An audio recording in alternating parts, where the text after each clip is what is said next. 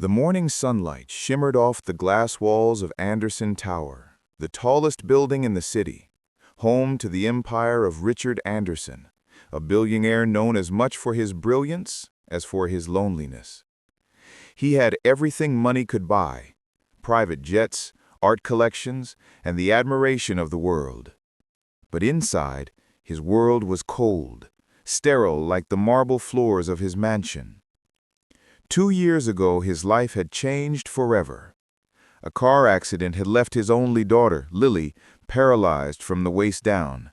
She had been only 10, full of laughter, movement, and dreams of becoming a ballet dancer.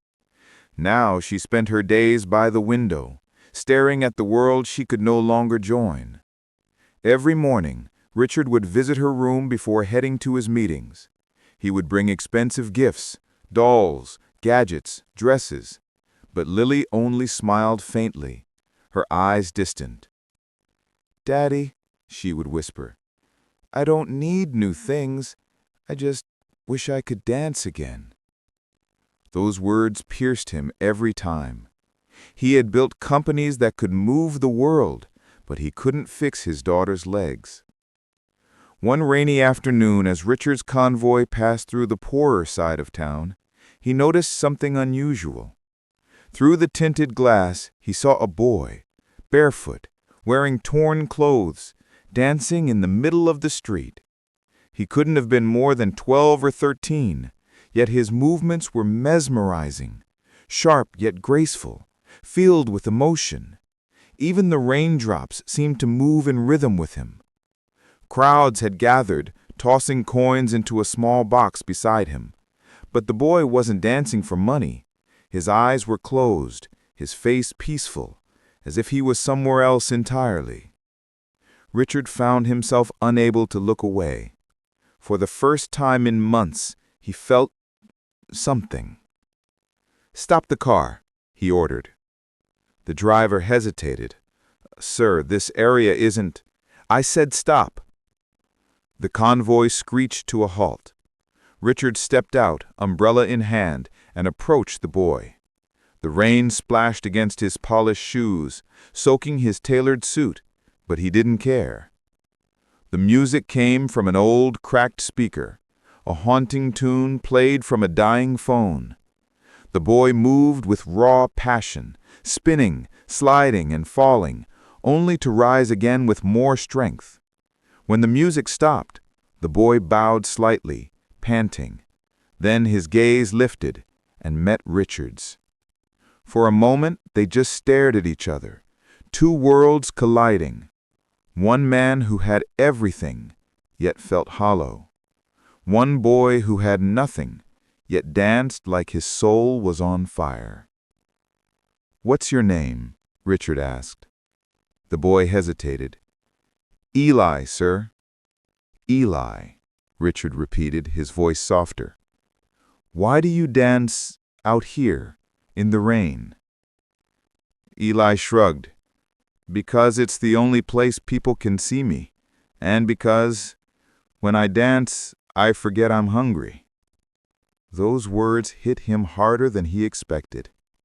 He noticed Eli's bare feet were bruised, his clothes torn, yet there was something unbreakable in his eyes, a light that refused to die. Richard reached into his coat pocket and handed him a few $100 bills. "Take this. Get yourself something warm to eat." But Eli shook his head. "Thank you, sir, but I don't dance for money." Richard blinked. "Then what do you dance for?"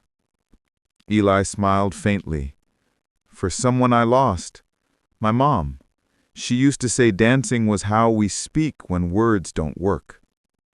For a moment, Richard forgot the rain. He saw a reflection of his own pain, losing something precious, something no money could replace. "Do you have somewhere to stay?" Eli hesitated. "Not really. Sometimes at the shelter, sometimes under the bridge." Richard nodded slowly. "Come with me, just for tonight. I know someone who might want to see you dance."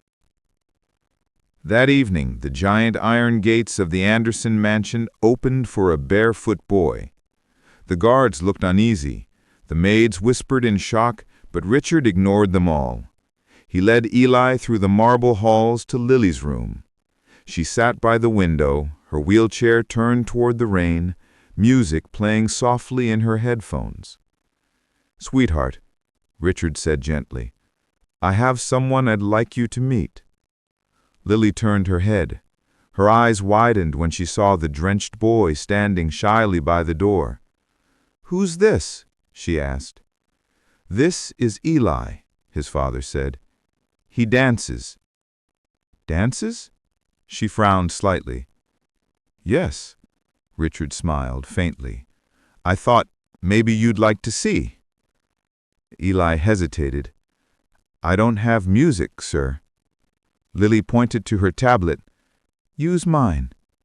He took it carefully, scrolling through her playlist until he found a slow instrumental track, a song of soft piano and wind. Then, barefoot on the polished floor, he began to dance. It wasn't perfect. His clothes were torn, his movements raw, but there was something magical about the way he moved, like every twist and turn carried a piece of his soul. Lily watched silently at first, then her eyes filled with tears. For the first time in years, she smiled, a real, bright, glowing smile. When the song ended, she clapped softly, her hands trembling. "That was beautiful.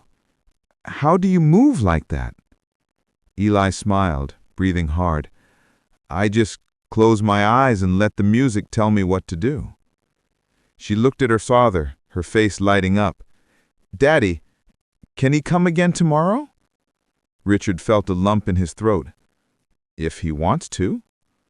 Eli nodded shyly. "I'd like that." Over the next few days, Eli became a regular visitor. He would come to the mansion every afternoon, bringing nothing but his old speaker and endless energy. Lily would sit in her chair and watch, clapping, laughing, sometimes even trying to move her upper body in rhythm. It became their ritual. The billionaire's mansion, once silent and cold, was now filled with music and laughter. Even Richard found himself staying home early just to see his daughter smile again. But something else began to happen. One day during Eli's dance, Lily's hand twitched. Just a small movement, but real. Eli stopped mid-step. "Did you see that?" he said excitedly. Richard rushed forward. "Lily, can you move it again?" She concentrated, her face tense, and her fingers trembled once more.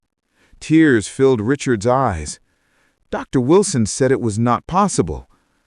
Eli knelt beside her. "Maybe your body just needed to remember what it feels like to move again. Music can do that. It can heal things no one understands." From that day on, Lily trained harder. She followed Eli's rhythm, clapping, swaying, imagining herself dancing again. Her therapy sessions improved. Her doctors were shocked. Nerve responses they had never seen before were returning. Richard watched in disbelief. Could a boy from the streets be giving his daughter what billions of dollars could not? But not everyone was pleased. One of Richard's business advisors, Mr. Crane, disapproved of Eli's presence. "Sir," he said sternly, "one morning, this boy has no background, no records. Bringing him into your home is a risk. What if he's using you?" Richard frowned. "He's a child, Crane, and he's done more for my daughter's happiness than you ever have." Crane pressed on. "He's a street kid. It's only a matter of time before something goes wrong." Richard dismissed him, but unease settled in the air. A week later, the mansion's alarm blared at midnight. Guards rushed to the security room. A small safe had been opened, and cash was missing. When Richard arrived, furious and panicked, the guards had already found someone. Eli. He stood near the hallway, wide-eyed, clutching a bag of money. "Sir, we caught him red-handed," one of the guards said. Lily appeared in her wheelchair, shocked. "Eli, no, he wouldn't." But the boy didn't speak. His eyes were wet, his hands trembling. Richard's voice was cold. "Eli, tell me it's not true." He opened his mouth, but no words came. "Take him out," Richard ordered bitterly. As the guards dragged him away, Lily screamed, "No, he didn't do it. Daddy, please." But Richard turned away, his heart breaking, in silence. Outside in the cold rain, Eli whispered to himself, "I didn't steal it, I swear." The mansion was silent again. The laughter that had once echoed through the marble halls was gone, replaced by the sound of Lily's quiet sobs. It had been 3 days since Eli was thrown out. 3 days since her father had ordered the gates locked, the guards doubled, and the name Eli never spoken again. But Lily couldn't forget. She could still see his eyes that night, confused, afraid, and full of pain. Every morning she asked, "Daddy, have they found out what really happened?" And every morning Richard replied, "The cameras don't lie, sweetheart." But something inside him, something he couldn't explain, felt wrong. He had replayed the footage 100 times. The image was blurry, shadows everywhere. It looked like Eli holding the bag of cash, yes, but Richard had seen that boy's heart, his honesty, his innocence. And still, the facts stared back at him.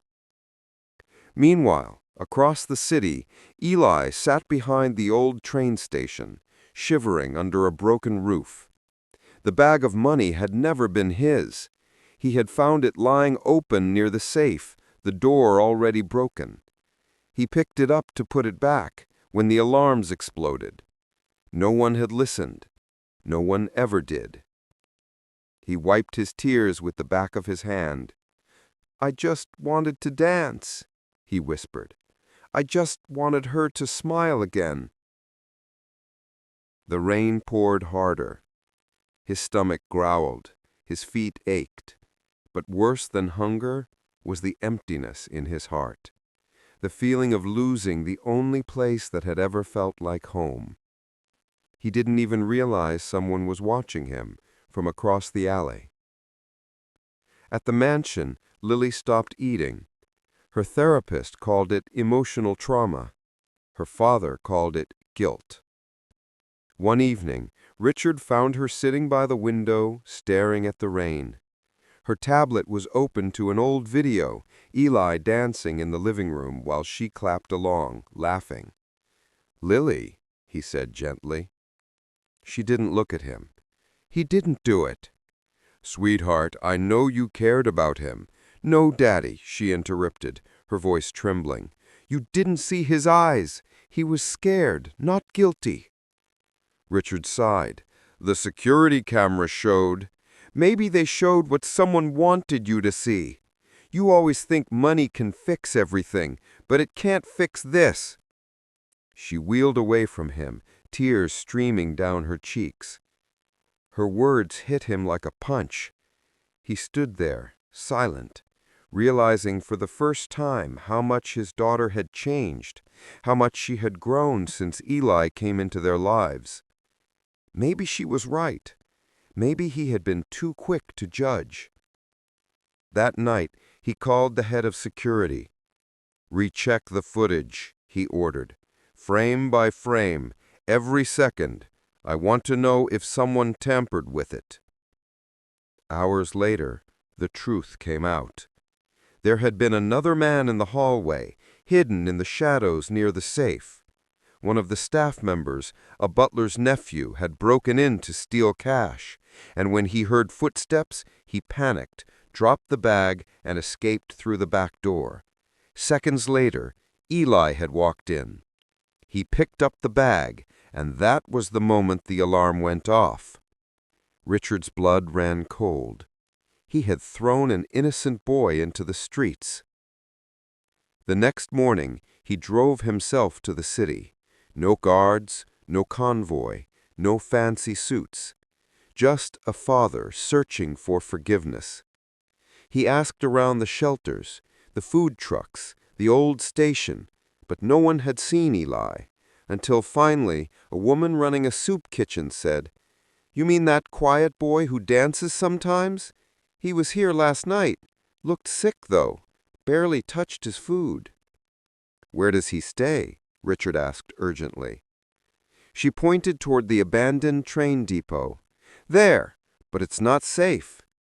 He ran there through the rain, his shoes soaked, heart pounding.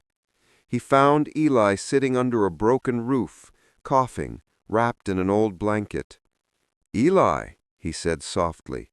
The boy looked up in disbelief. "Mr. Anderson?" Richard knelt beside him. "I was wrong," his voice cracked. "I saw the real footage. You didn't steal anything." Eli said nothing. He just looked away, tears welling in his eyes. "I'm so sorry," Richard whispered. "You didn't deserve what I did to you. You changed my daughter's life, and I repaid you with mistrust." She was the first person who ever saw me, sir. Not as a street kid, just as me." Richard's throat tightened. "Please come home. Lily needs you." Eli hesitated. "I don't belong there." "You belong wherever kindness is, and there's a lot of it waiting for you back home." Eli finally nodded, too weak to argue. Richard wrapped his coat around the boy and carried him to the car.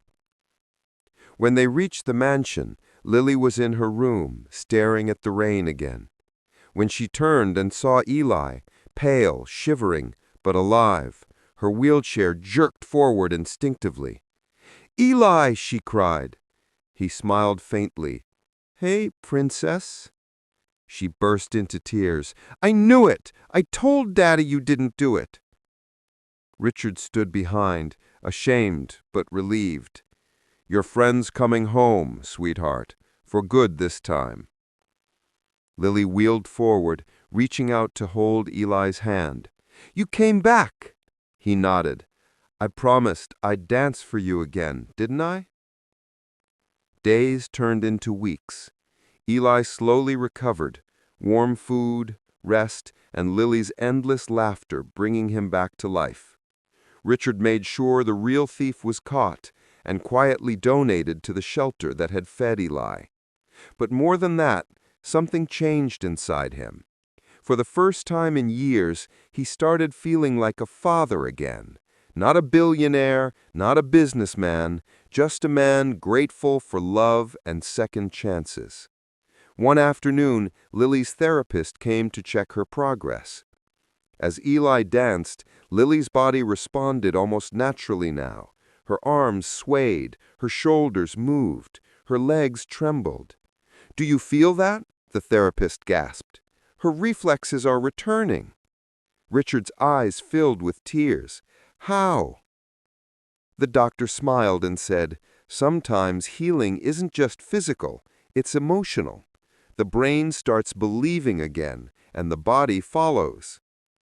Eli grinned and said, "See, princess, your legs are just lazy. You gotta make 'em jealous of the music." Lily laughed so hard she cried. But the world soon found out about the story. A housekeeper had secretly filmed Eli dancing for Lily, and the video went viral overnight. Homeless boy helps billionaire's paralyzed daughter dance again. People around the world were touched.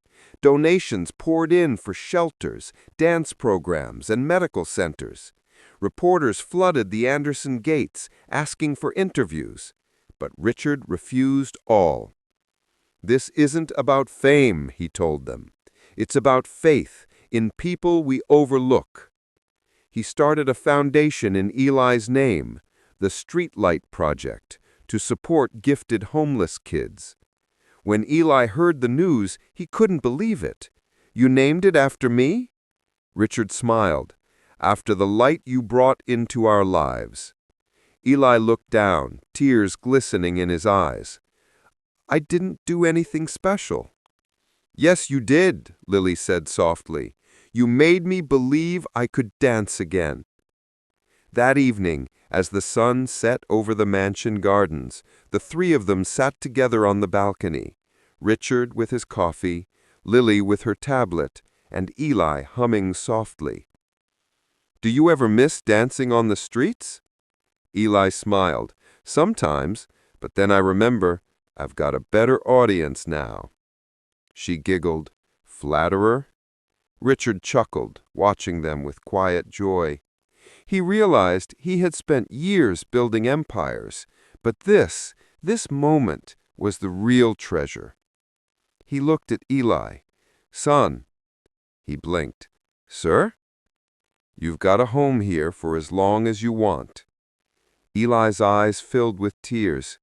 Thank you, Mr. Anderson, but someday I want to build something of my own, too.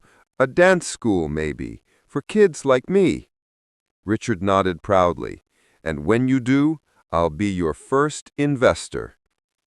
They all laughed, the kind of laughter that feels like sunlight after a long storm. Outside, the city lights flickered on, but inside the mansion, something brighter glowed. A father had found redemption. A daughter had found her smile. And a boy, once invisible to the world, had become the heartbeat of a family. The mansion had changed. Where once there was silence and sadness, now there was music.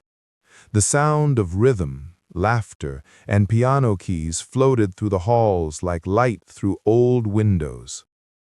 Every morning, Lily and Eli trained together. She in her wheelchair, him guiding her, moving with the same gentle patience that had first brought her hope. But this time, something was different. Her legs were moving again, slowly, shakily, but moving. Come on, Lily, Eli said, kneeling beside her. You got this. Don't think about the steps, just feel the music. I'm trying, she said, laughing nervously, but it's hard. He smiled. Hard things are worth it. She took a deep breath, looked into his eyes, and stood, wobbly at first, her fingers gripping his hands for balance. For a moment, it was as if the world stopped breathing. Richard watched from the doorway, frozen, and then her right foot moved forward. Just one step, but it was everything. Lily gasped, her lips trembling. I did it! Eli's smile spread slowly, tears filling his eyes. You did. Richard pressed a hand over his mouth, tears burning behind his eyes. For the first time in years, he felt something pure, something no amount of money could buy. Gratitude. The therapist confirmed it later that week. Lily's recovery wasn't a miracle. It was science, emotion, and faith working together. Her brain had begun reconnecting with her body because she believed she could move again. And it was Eli who gave her that belief. Richard began spending more time at home. He'd join them in the mornings, sometimes awkwardly tapping his foot to the beat while pretending he wasn't tearing up. Even the mansion staff seemed happier. The halls that once echoed with orders and footsteps now rang with music and joy. One afternoon, Richard called Eli into his study. On the desk lay a folder with Eli's name on it. "What's this?" Eli asked, nervously. Richard smiled. "It's your acceptance letter." Eli blinked. "Acceptance to what?" "To the Royal School of Performing Arts," Richard said proudly. "You start this fall." Eli's jaw dropped. "But I never even applied." "I know," Richard said with a grin. "I did it for you. Sent them your dance videos, including the one that went viral. They were so impressed, they're giving you a full scholarship." Eli was speechless.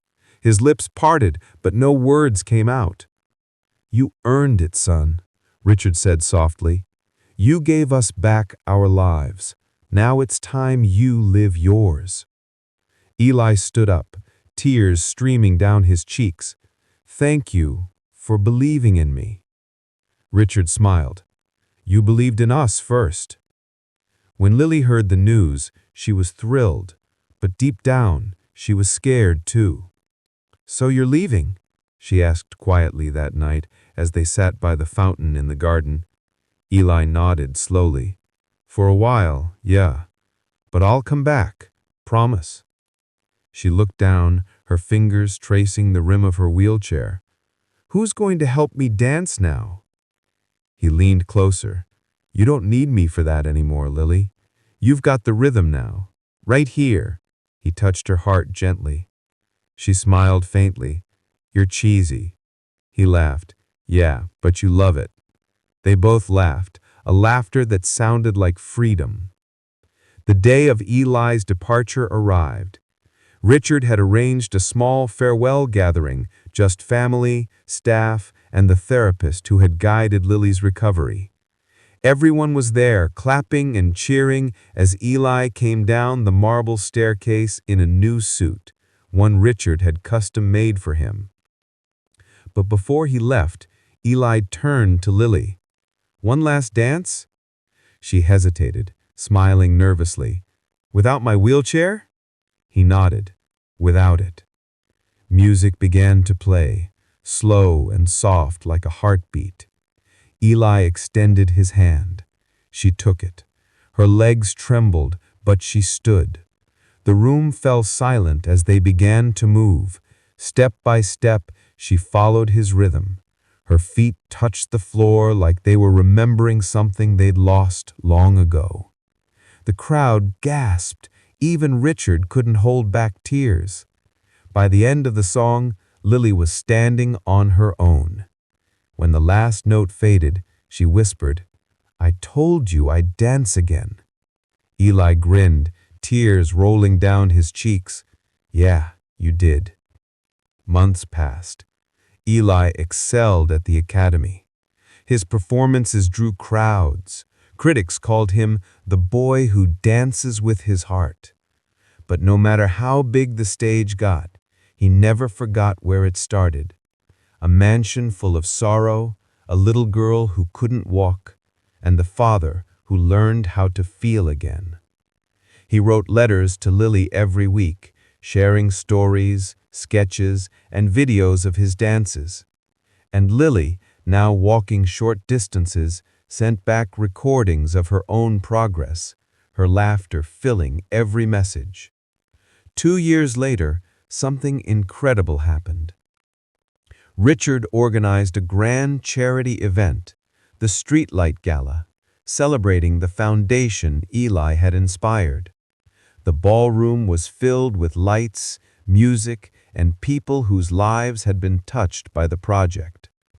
Every table had a small card that read, "Hope doesn't live in mansions, it lives wherever kindness does." When Eli stepped on stage, the audience erupted in applause. He smiled nervously, scanning the crowd, until he saw Lily, standing now, strong, graceful, wearing a silver dress. Their eyes met, and he felt that same warmth that had first changed everything. Music started, and together they danced. The crowd fell silent as Eli lifted Lily's hand and spun her, her movement fluid, alive, full of light. When the song ended, the room was in tears. Richard stood, clapping the loudest, his face glowing with pride. After the show, as fireworks lit up the sky outside, the three of them stood together on the balcony, just like years ago. "Remember when you could barely move your toes?" Eli teased. Lily laughed. "And you could barely afford shoes." Richard chuckled. "Now look at you two, changing lives together." Eli looked at him. "You changed too, sir. You taught me that second chances are real." Richard smiled gently. "No, son, you taught me that." They watched the fireworks burst in the night sky, red, gold, and white, reflecting in Lily's eyes. "Eli," she whispered, "what are you going to do next?" He grinned. "Open that dance school we talked about." Richard nodded proudly. "Then the foundation will fund it. You just keep dancing." Lily smiled. "And maybe I'll teach kids how to walk while they learn to dance." Eli looked at her, smiling softly. "That's the best choreography I've ever heard." As the final firework faded, Richard put his arms around them both. For the first time, he didn't see a billionaire, a patient, or a homeless boy. He saw a family, one built not by blood or wealth, but by faith, love, and forgiveness. The city lights shimmered below, but the brightest lights of all were right there, in their hearts. Sometimes, the richest people are those who have lost everything, but still choose to give love. And sometimes, the greatest healers aren't doctors. They're dreamers who remind others how to move again.